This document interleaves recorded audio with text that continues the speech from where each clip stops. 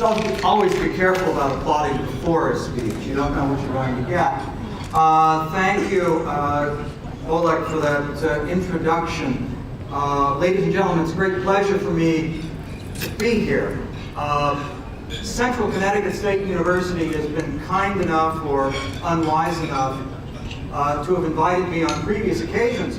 And it's always a great pleasure for me to come here because, as Dr. Biskupski said, Connecticut was my home for a very important 10 years or so of my life. He and I were classmates at Yale Grad School.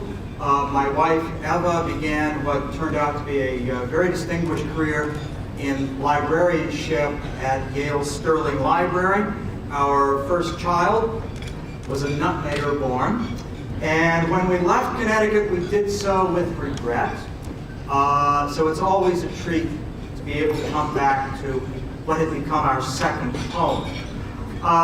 Ladies and gentlemen, I've been asked to speak about the meaning of November 11th, but I'm at somewhat of a disadvantage, and you might be as well, because actually the person who should be speaking to you about that is not at the podium now. That would in fact be Dr. Biskupski, he's the man who wrote the book on the subject, literally so.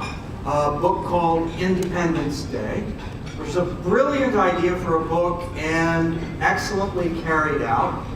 And it had to do with the theme of November 11th as the Independence Day of Poland. And it probably won't, how can I say something that has not already been said better by Dr. Biskupski, and it probably won't increase your confidence in what you're going to hear for the next 20 minutes or so if I say that, as far as I'm concerned, the meaning of November 11th depends on what you mean it to mean. Because you can approach it and understand it differently. Now, let me meander a bit before I get to the point of what I want to talk about. But we can start out by saying that there are a few complications involved here. First of all, as Dr. Biskupski says in his book, it's not inevitable, nor has it been, that Poles have celebrated November 11th as their national day. There are other dates. There are other candidates. And in this company, I probably don't have to emphasize that. One could mention the 3rd of May. What does the 3rd of May betoken? What does it symbolize? Well, because it denotes the approval of the Constitution of May 3rd, 1791, generally speaking, when that date is invoked, what you were talking about are certain ideals, progressive ideals that Poles consider to be part of their national and political heritage. And also included in there is perhaps a sort of wistful look back on the first Polish Commonwealth that was partitioned and put under foreign rule shortly after the passage of the Constitution. One could mention July 22nd. Yes, you could. Or at least for about 45 years you could, which was the date which was put forward by the communist government of Poland after the Second World War as denoting the beginnings of what they like to call the Polish People's Republic. I do not have to tell you that this was a candidate that never met popular acclaim or acceptance inside Poland or among the Polish diaspora. In time, perhaps June 4th might be put forward, because it was June 4th, 1989, and the first free elections to have been held in the communist zone of Europe that began the liberation of Poland and the other countries within the Soviet zone into the genuine freedom and independence that they enjoy nowadays. But of course, November 11th is the date that is now generally regarded as Polish Independence Day, the Polish National Day. And so let's talk a little bit about that. Now, in the first place, to a certain extent, to isolate it to a particular day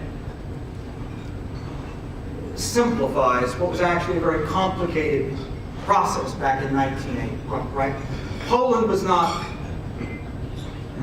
unfree on November the 10th, then completely free as of November 12th as a result of something that happened on November 11th. These processes tend to take time, and to a certain extent, isolating a particular day can be misleadingly precise. For instance, we look at analogs, right? June 14th, which the French celebrate as Bastille Day, that's not necessarily the only day that one can choose as the beginning of the French Revolution. July 4th is not indisputably the day on which the independence of the United States was accomplished. November 11th, well, if we take a look at it, of course, one reason why we think of November 11th is that it is conjoined with the end of a great, as we now like to call it, world historical event, the end, the supposed end, of the First World War, which we are all told ended on November 11th, 1918, celebrated as Armistice Day. However, November the 11th was not entirely the completion of the First World War. In many ways, the war and its repercussions went on for several years more, particularly in the eastern zone of Europe, precisely the one in which Poland found itself. Nor was the independence of Poland truly accomplished by November 11th. Here again, the independence and security of the Second Polish Republic wasn't necessarily finished until 1922, 1923. Now,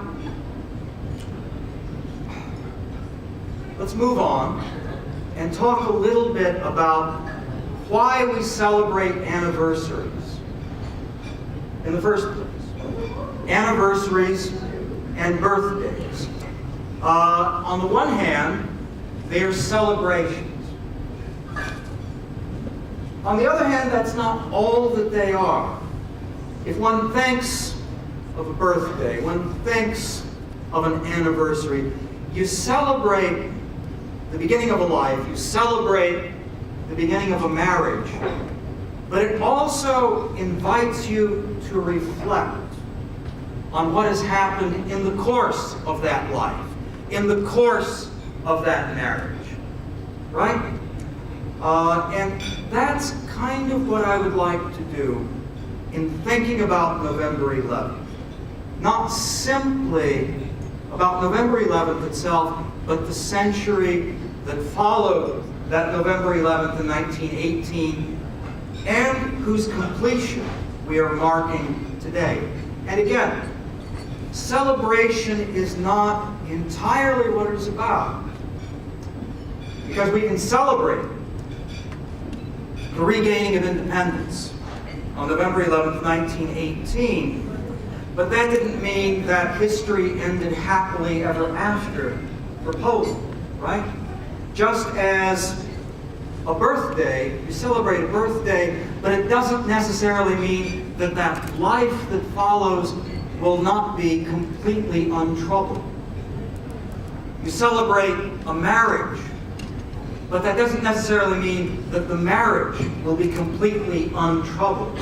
Poland recovered independence in 1918, but the greatest trials and sufferings of that country in its long 1,000-year history were historically just around the corner, beginning in 1939 with the Second World War and continuing on in the communist era and the dictatorship and a renewed foreign subjugation that ended only about short of 3 decades ago. One meaning, however, of November 11th that we can talk about is that even after the Second World War, and despite the intentions of Hitler and Stalin to the contrary, Polish independence would not be erased from the map of Europe. You would not go back to the situation of 1795 when there was a concerted attempt permanently to eliminate Poland from the map of Europe. Even if in an attenuated form, Poland was restored to Europe after the Second World War, then to reemerge into full independence after 1989.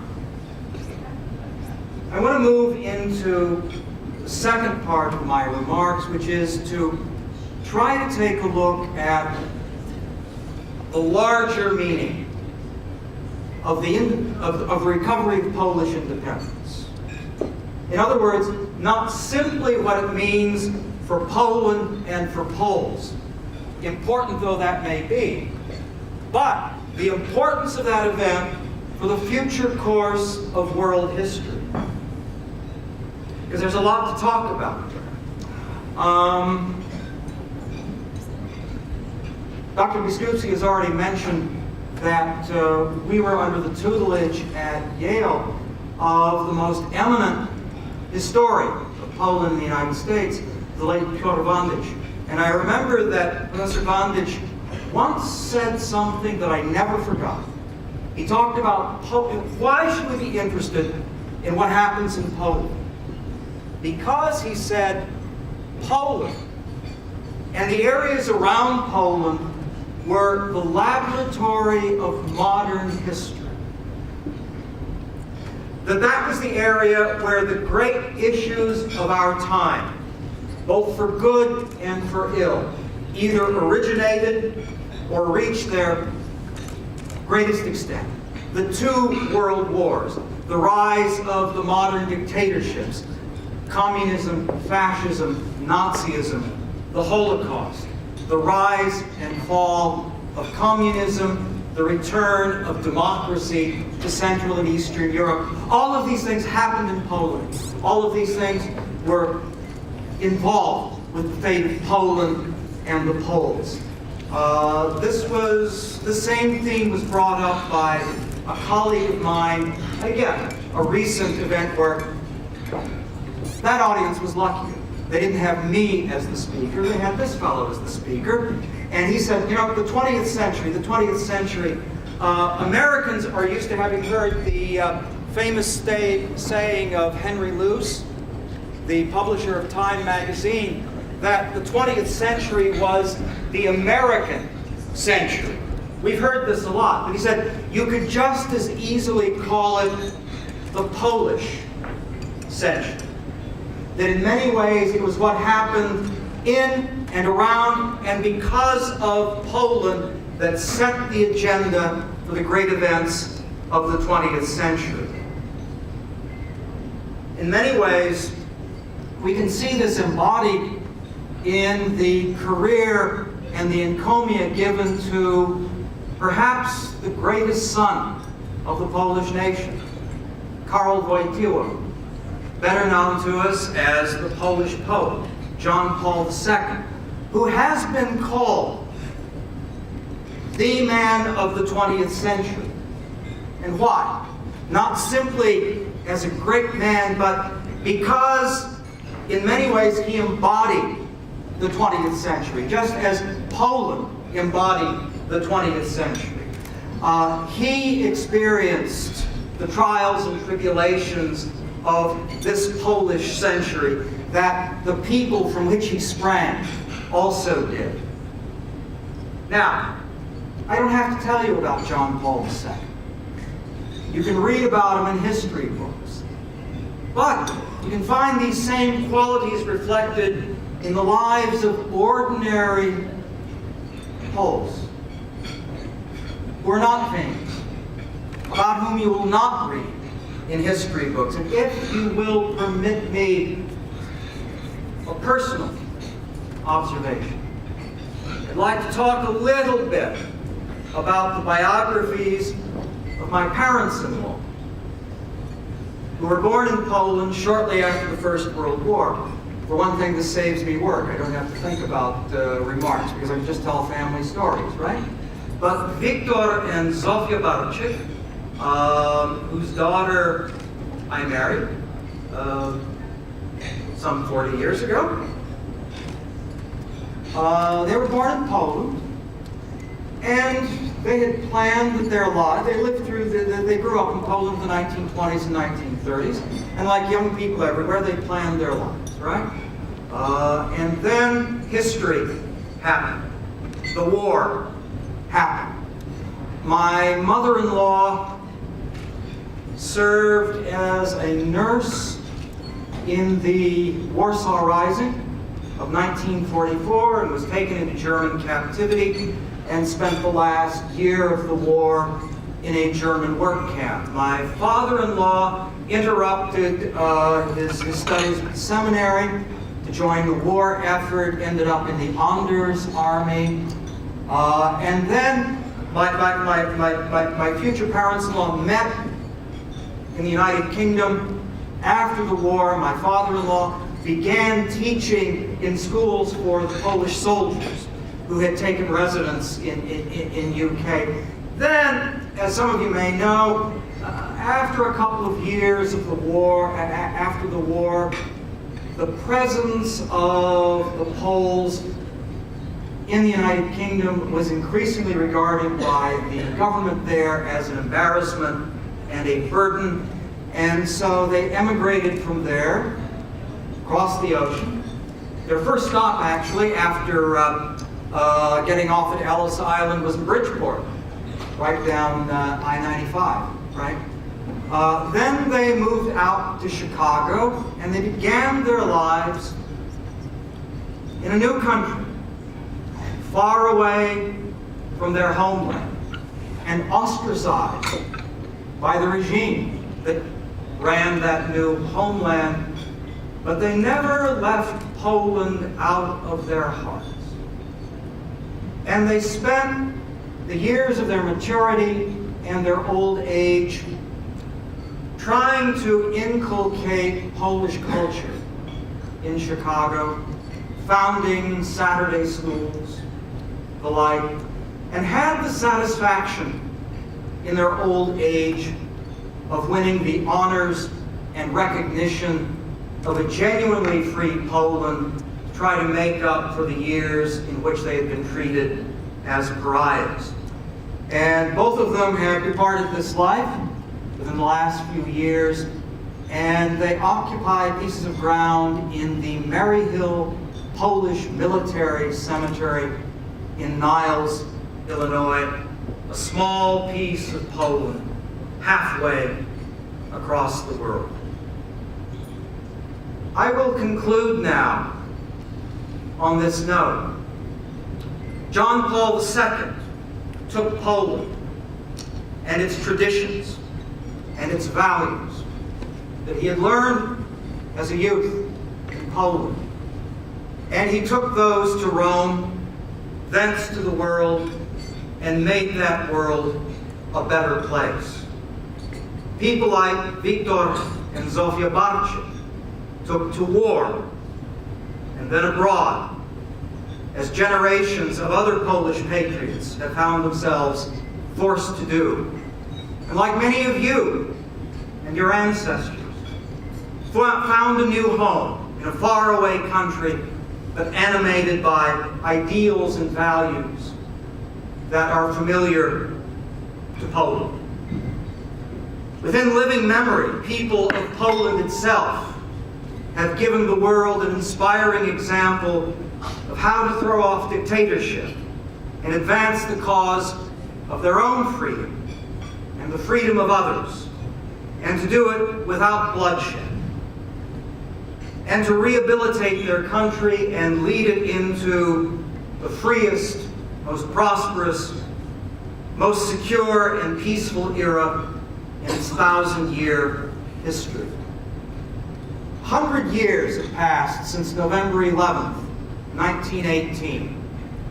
Many of you will know that the standard Polish greeting to celebrate a birthday, sto lat, 100 years. May you live 100 years. May you live a century. Well, we mark here a century having passed since that November 11th of 1918. If Poles and the Friends of Poland are still celebrating and reflecting on the meaning of that November 11th after yet another century from now, or, God willing, a second 1,000 years from now, then we may be certain for the future of Poland and optimistic for the future of the world entire. Thank you very much.